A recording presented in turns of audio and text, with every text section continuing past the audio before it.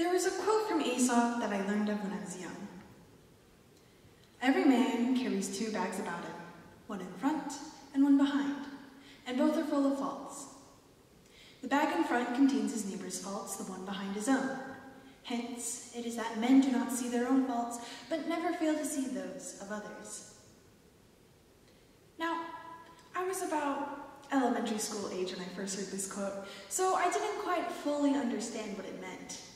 I knew what message Aesop was trying to get across, but I didn't really apply his words to life or myself. From a young age, I was taught that we learn history so as to not repeat our ancestors' mistakes.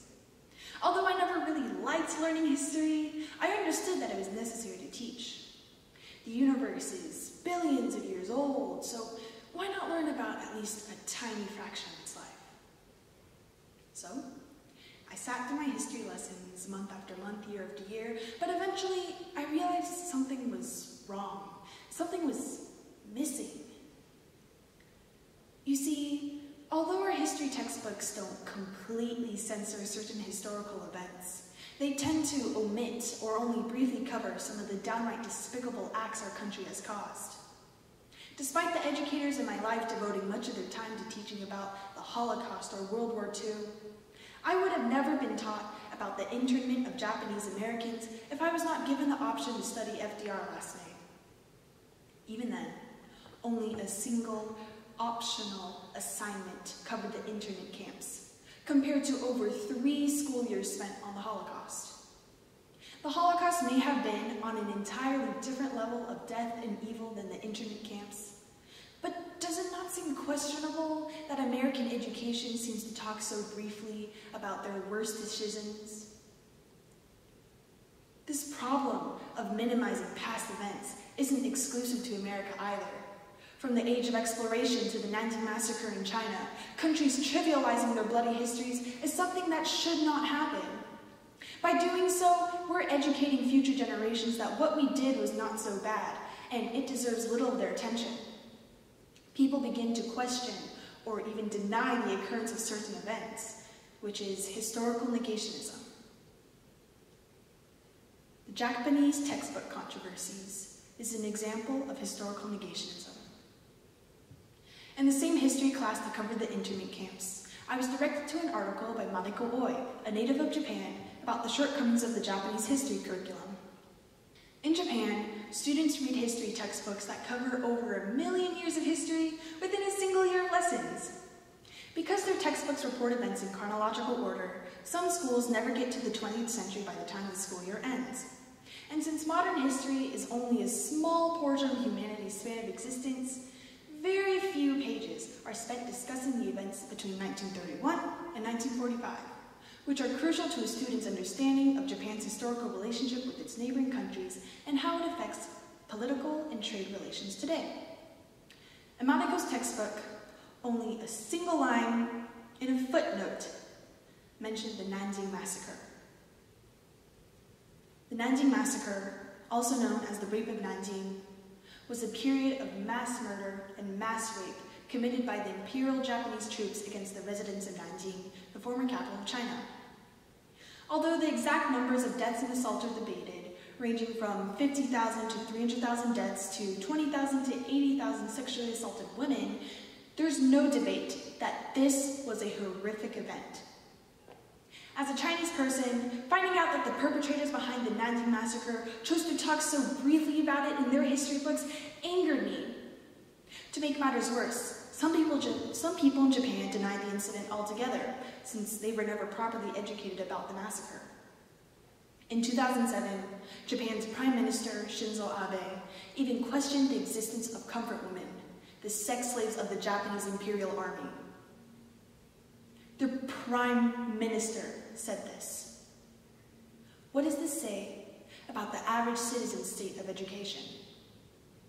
Unless they study abroad like Madeko Oi or harbor a deep interest in history, a great majority of the Japanese remain ignorant about the horrors of the massacre and why their neighboring countries harbor bitterness and resentment towards them. Of course, American education is no better.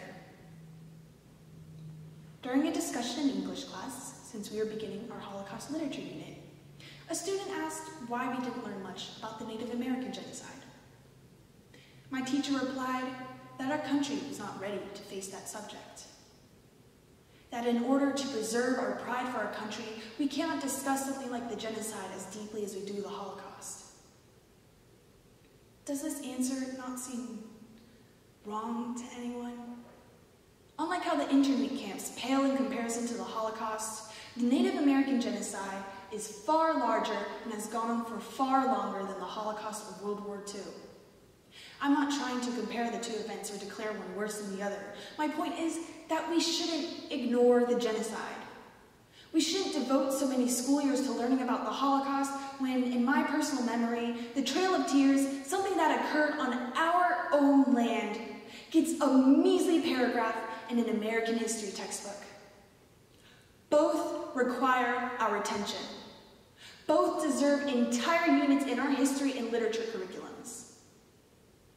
D.E. Stannard, the author of American Holocaust, documents a death toll of 100 million natives.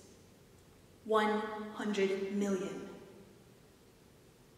Why are we not talking about this?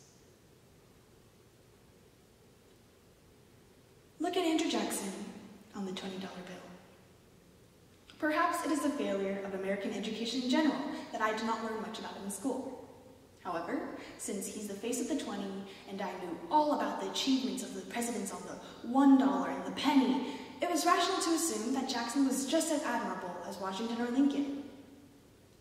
It was not until I received a petition in middle school, pushing to replace Jackson's faith with Harriet Tubman, that I learned for the very first time about the Trail of Tears and Jackson's involvement in this bloody event, and the mistreatment of Native Americans long after the age of exploration. In fact, our past presidents seem to be remembered primarily for the beneficial things they have done for our country. Andrew Jackson eliminated the national debt in 1835. Woodrow Wilson was the leading architect behind the League of Nations. FDR helped fight the Great Depression. However, their questionable and downright immoral decisions need to be taught as well.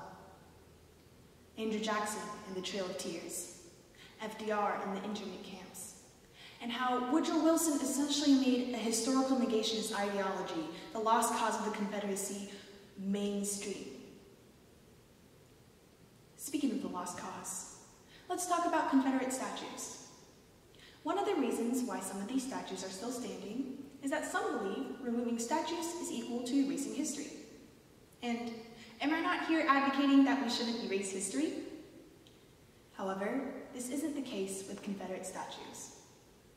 As Adam Dombey, a Civil War historian and author of False Cause, Fraud, Fabrication, and White Supremacy in Confederate Memory, puts it, monuments don't teach history. Instead, monuments are about values.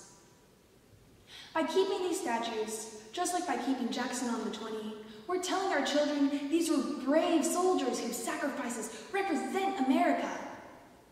The United Daughters of the Confederacy claim these statues are simply memorials for their forefathers who fought bravely during 4 years of war, even though the commission plaques for the statues reference the rightness of the Confederate cause. Removing the statues won't erase history. Instead, it ceases the celebration of the Holocaust and their racist values. As long as our history textbooks continue properly educating students of the Civil War, we have no need for these statues. So let's stop defending the Confederacy. Let's stop claiming our country has a spotless historical record, that we were never racist, that we never killed innocent people, that we never made terrible decisions. Look deeper and form more educated judgments. It seems that citizens of countries avoid talking about bad incidents to make their homeland look better, but I believe you can love a country while acknowledging its faults and mistakes.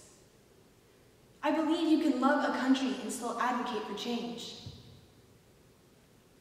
In this case, the change should be a more comprehensive historical curriculum that really focuses on a country's own history, as well as no longer celebrating terrible historical figures.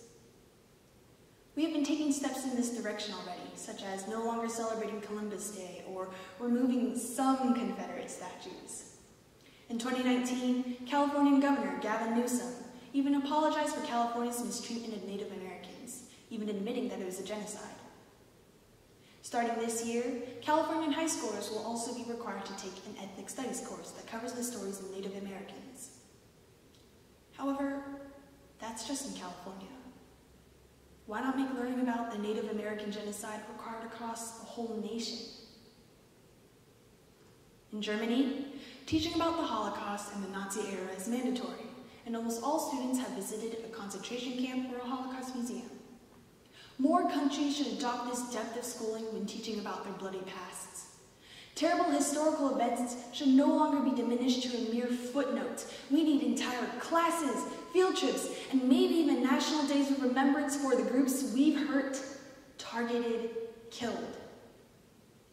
We need to remember not only the wrong done to us, like 9/11 or Pearl Harbor, but also the wrong we've done. Only then can we raise better educated future generations and become better educated ourselves.